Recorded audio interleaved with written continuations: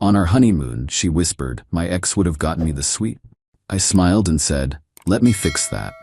I then checked out, flew home first class, and had an annulment document waiting on the kitchen counter. Her tearful calls from the empty hotel room were my new favorite playlist. I, 33 male, am currently sitting in seat 2A of a first-class cabin, sipping a scotch. I should be on my honeymoon. I should be in a tropical paradise. Instead, I'm flying home. Alone. And I've never felt more clear-headed in my life. I got married on Saturday, to Corinne, 30. We've been together for 2 years. I thought she was it. I really did. She was smart, beautiful, and driven. I'm a practical guy. I'm an architect. I like things to have structure and purpose. She seemed to balance me out. We flew to the resort on Sunday. It's one of those ultra-luxe, all-inclusive places. I'd saved for a year to book it for 10 days. I got us an oceanfront room. Not the presidential villa, no, but a $900 a night stunning room with a private balcony and a massive soaking tub. I was proud. I thought it was perfect. I was wrong. For the first 48 hours, Corinne was pouty. She was quiet. She'd sigh when she looked at the resort map. She kept taking pictures and then deleting them. The lighting is just not right. Last night, Tuesday, I thought I'd fix it. I ordered a bottle of very expensive champagne to the room. I was pouring 2 glasses. The sunset was hitting the water. It was pure magic. Adam, this is nice, she said. She was looking out at the ocean, but not at it. Nice, I said, laughing. Corinne, this is paradise. Look at that view. She sighed. That deep, world-weary sigh that I was starting to dread. It's just, I was talking to Grant before we left. Grant, her ex. The one she swore she was completely over. The one who works in high finance and, according to her, breathes rare air. Grant? I asked, keeping my voice neutral. He was just saying that when he takes a woman to the islands, he always gets the bungalow over the water, the full suite. You know, the ones with the private plunge pool. He said anything less is just tacky. I stopped pouring. The champagne fizzed over the rim onto my hand. I stared at her. Tacky. His words, not mine, she said quickly, but her face was all agreement. It's just, he has such good taste. He would have gotten me the suite. He knows what I'm worth. And there it was. I'm not an idiot. I know what that meant. It wasn't about the room. It was about him. I'm 72 hours into a 4-life commitment, and I'm already being weighed, measured, and found lacking. Against Grant. I put the champagne bottle down. I didn't get angry. I didn't yell. I just saw the future. A lifetime of being compared. A lifetime of not being Grant. I smiled. A nice, calm customer service smile. You know what, darling? You are absolutely right. This isn't good enough for you. This is tacky. Let me go fix that. Her face lit up. The clouds parted. The pout was gone, replaced by a greedy, satisfied grin. Really? Oh, Adam, thank you. I knew you'd understand. I'll go get my spa treatment. You are the best. I'd pre-booked her a 3-hour bridal glow package at the resort spa. It was supposed to be a romantic treat. Now it was a tactical opportunity.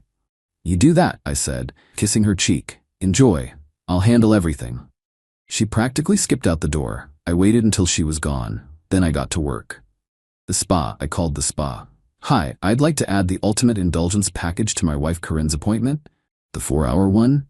Yes, and please add a champagne lunch. It's a surprise. Charge it to the room. Click. That should keep her busy. The front desk. I went to the concierge. Hi, my wife is enjoying a spa day, and I need to make some travel adjustments. The checkout. I went to the main desk. I need to check out. My wife will be staying. I am leaving. I want to settle my portion of the bill now. The room is booked on her credit card, so please just remove my name from the reservation. This is true. Corinne had insisted on booking the $10,000 hotel stay on her rewards card to get the points. I'd paid for the first-class flights here, the excursions, and given her money for the wedding. She wanted the status of the points. Fine. The concierge looked confused. Sir, you're checking out. But she is staying? Correct. I am leaving. She is staying. Her card is on file. She will handle all charges from this moment forward, including that spa treatment I just booked. The flight. I used the hotel's business center to book a one-way, first-class ticket home. The flight left in 2 hours. The lawyer. I sat in the airport lounge and called my lawyer Barry. Barry, it's Adam. Adam, how's the honeymoon? You sound close. I'm at the airport, flying home. The marriage is over. Silence. Adam, what in the... You've been married for 3 days. Yep, and I need an annulment. How fast can you draw up the papers? I want them waiting on my kitchen counter when I get home. An annulment? On what grounds? Fraud. She married me under false pretenses. She's still in love with her ex. I have a 72-hour marriage and a $900 night witness. Barry sighed. This is a new record, even for me. I'll get it drawn up. But Adam, are you sure? I've never been more sure of anything. I'll be home by midnight. The home. I landed, took a car to my condo, my property, premarital, all mine, and let myself in. The silence was perfect. Barry had emailed me the documents. I printed them out and laid them neatly on the kitchen island. The locks. I called a 24-hour locksmith. New locks, new deadbolts, new garage code. My phone started vibrating as I was paying the locksmith. It was 1 a.m. my time. Must be about 7 p.m. her time. Her spa day was over. I let it go to voicemail. I poured myself that scotch I mentioned. And then I listened. Voicemail 1, Corinne, confused. Adam, where are you? I just got back to the room, and you're not here. Your bags are gone. This isn't funny. And the spa tried to charge my card. They said you booked a bunch of extra stuff and then told them I was paying for it? Call me. This is a bizarre surprise. Voicemail 2. 10 minutes later, voice rising. Okay, I'm at the front desk. They said you checked out, that you flew home. What the hell is going on, Adam? Are you insane? You left me here. You left me with the entire hotel bill. Call me back right now. You are a dead man. Voicemail 3. Corinne, 30 minutes later, full-on panic. Adam, please pick up. My card is declined. The hotel bill. Adam, it's a $10,000 hold. My card doesn't have that. They're saying I have to pay or they're gonna call the authorities. Adam, please. I'm sorry. Okay, I was stupid. I didn't mean it. Grant is nobody. Please, you can't do this to me. You can't just leave me here. I sipped my scotch. Her tearful calls from the empty hotel room. Well, you know the rest. I hit play again. My new favorite playlist. Update 1. It's been 2 weeks. I feel weirdly serene. It's the silence, I think. So the calls stopped after that first night. I'm assuming she had to make the most humiliating call of her life to her parents, or maybe even to Grant, to get her passport out of hock and pay the hotel bill she was now responsible for. She got home about 4 days after I did. I know because a cab pulled up, and my security camera alerted me. I watched on my phone as she, dragging our expensive wedding gift luggage, walked up to the condo door. She fumbled with her key. It didn't fit. She tried again and again. The shoulders started to heave. Then she pounded on the door. Adam, I know you're in there, you bastard. Open this door. This is my home. I just sat on my couch, watching the feed. Correction, Corinne. It's my home, my name on the deed, my mortgage. She eventually gave up and slumped down on the steps making a call. 10 minutes later, a car pulled up. Her mother, Diane. The real fun started the next day. Diane showed up, alone. She rang the bell. I answered, holding a mug of coffee. Adam, she said, her voice tight with forced civility. You need to stop this. This is childish. Stop what, Diane? Enjoying the quiet in my own home? You abandoned my daughter, she hissed. In another country, with no money. Are you a monster? I left an adult woman who has her own credit cards and a return ticket at a 5-star resort she insisted on booking. She was hardly in danger. She just had to pay her own way, which, it turns out, she couldn't. Diane's face went purple. She had to call me. I had to wire her $10,000. She was humiliated. She had to fly home in economy. Economy, Adam. She's embarrassed, I said, taking a sip. There's a difference. She humiliated me, 72 hours into our marriage, by comparing me to her ex-boyfriend. Oh, grow up, Diane snapped. The civility was gone. She was just making an observation. Grant is very successful. You can't be mad at her for his success. She's a woman who appreciates nice things. You're punishing her for having standards. I just stared at her. The apple didn't fall far. It didn't even roll. It's over, Diane. The annulment is filed. I've already sent her the papers via a process server to your house, which I assume is where she's staying. You can't annul. She won't sign. Diane's eyes were bulging. She wants to go to counseling. She's willing to forgive you for this immature tantrum. Forgive me? I actually laughed. Wow. Yes, you overreacted. You ruined her honeymoon. Now, she's coming by tomorrow to get her things. And she's bringing her brother Ben. just so you don't try anything. Fine, I said. She can get her personal effects. Tomorrow at noon, I'll have them boxed on the porch. She is not to enter my home. Diane's eyes narrowed. She scanned the living room behind me, and her gaze landed on it. The artifact. It's a sculpture I made. I'm an amateur sculptor. It's my passion. It's a large, abstract piece carved from a single piece of reclaimed redwood, twisting up into two forms that meet. I call it confluence. Corinne always loved it. Loved telling our friends she inspired it. And confluence, Diane said, pointing. She wants the sculpture. She says it was a wedding gift to her. The sculpture I spent 200 hours carving, the one that was in my living room a year before I met her. The sculpture stays, Diane. It's my work. It's premarital. We'll see about that, she spat. You're a monster, Adam. She loves you. She loves Grant, I corrected. Or at least Grant's wallet. Goodbye. I closed the door. The next day at noon, a big U-Haul pickup truck rolls up. Corinne gets out, eyes red and puffy. Her brother Ben gets out of the driver's side. Ben is a lot. All neck and biceps. He's clearly here for intimidation. My security cameras are rolling. I've already moved 12 boxes of her clothes, shoes, and makeup onto the porch. I open the door and stand in the doorway. Adam, Corinne starts, the tears welling up instantly. Adam, please, don't do this. I love you. It was a mistake. I was stressed from the wedding. Here's your stuff, Corinne. Get it and go. You boxed it? Like trash? She whispered, horrified. Ben steps forward. You're a real piece of work, man, leaving her like that. What kind of man does that? Stay off my property line, Ben. You're here to move boxes. Move them. Corinne's eyes dart past me into the living room. She sees the empty space where the sculpture was. Where is it? She said, her voice suddenly cold. Where's what? Where is confluence? Where is my sculpture? I told your mother, it's not yours. It's in storage. It is mine, she shrieked, the tears vanishing. You gave it to me. We picked out the spot for it together. You said it represented US. I really didn't, Corinne. You said that. I just nodded. She lunged. She actually tried to push past me into the house. I'm getting it. I'm getting my sculpture. I blocked the door with my body. No, you're not. Ben steps up and gets in my face. Hey man, just let her get her statue. Don't be a jerk. It's not hers. Get the boxes and leave, or I'm calling the police for trespassing. And then he did it. Ben shoved me. Hard. You're the trespasser, asshole. That's his wife. I stumbled back into my own foyer.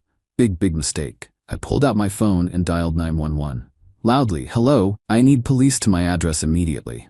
I have 2 individuals trespassing on my property, one of whom just assaulted me. I have it all on camera. You've never seen 2 people's faces change so fast. Ben went from rage red to sheet white.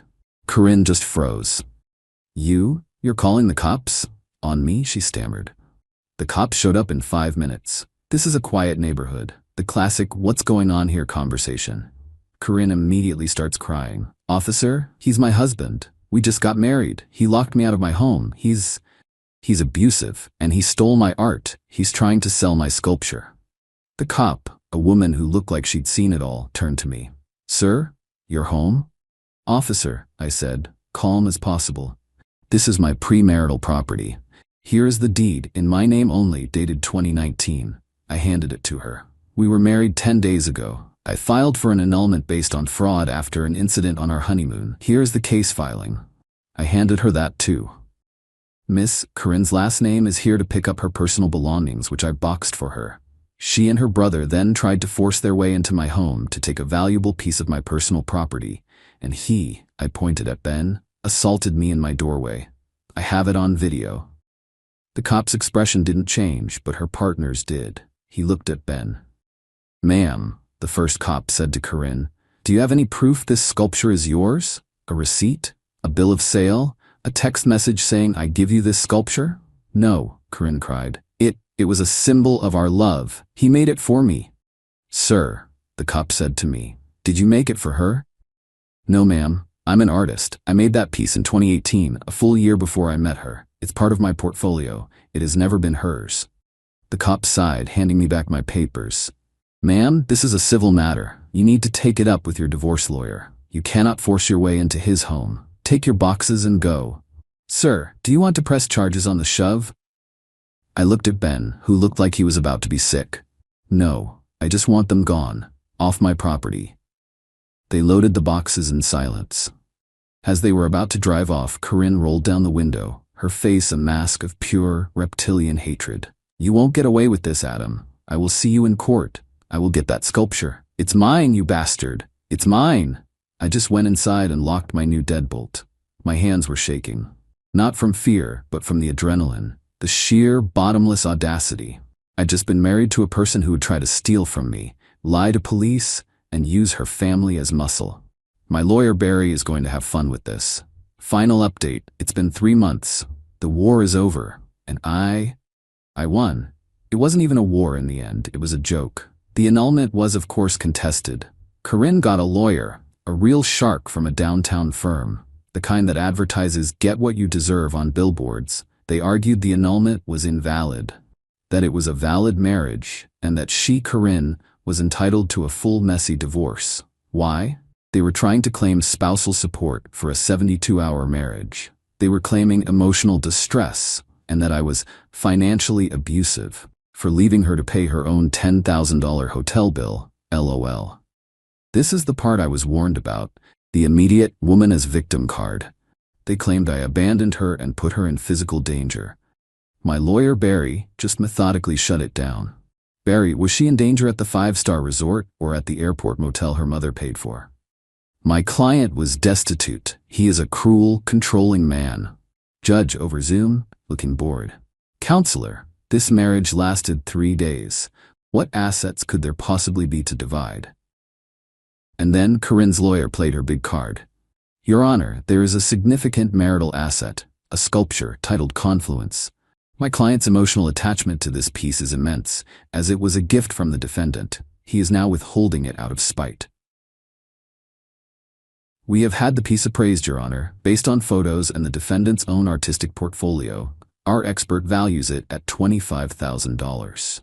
I saw Barry's eyebrows shoot up. Shark lawyer, we are demanding the sculpture be turned over to my client, or that the defendant pay her 50% of its value, $12,500.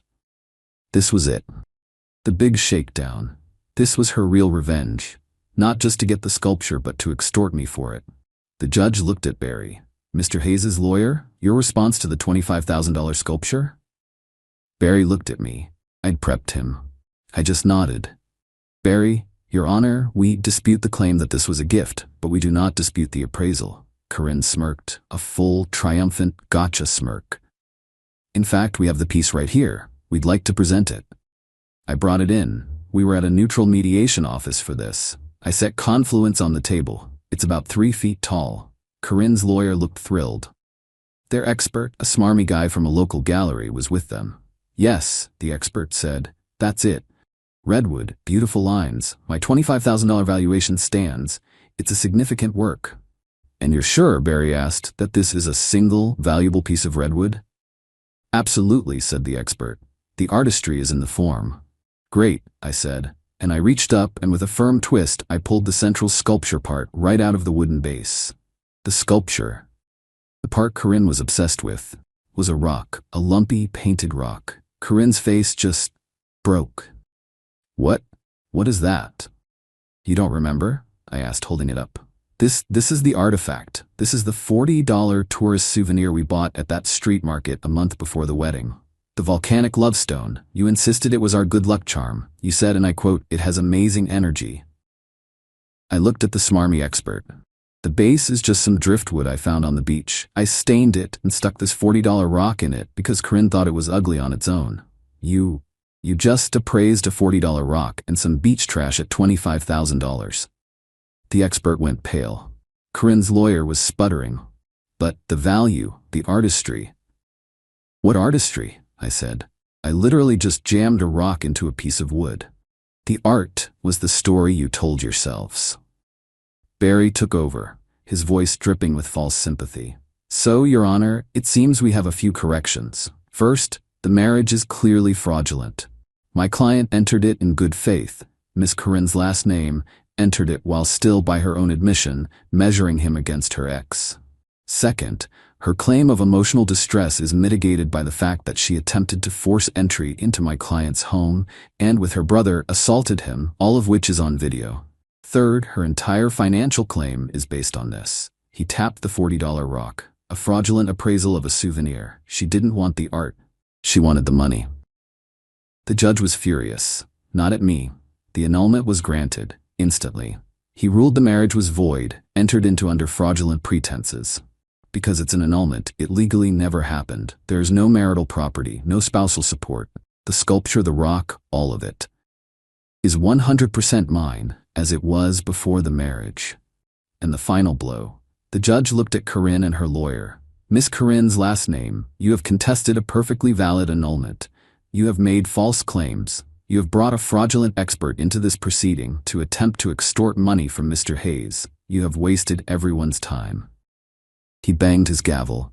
I am ordering you to pay 100% of Mr. Hayes's legal fees.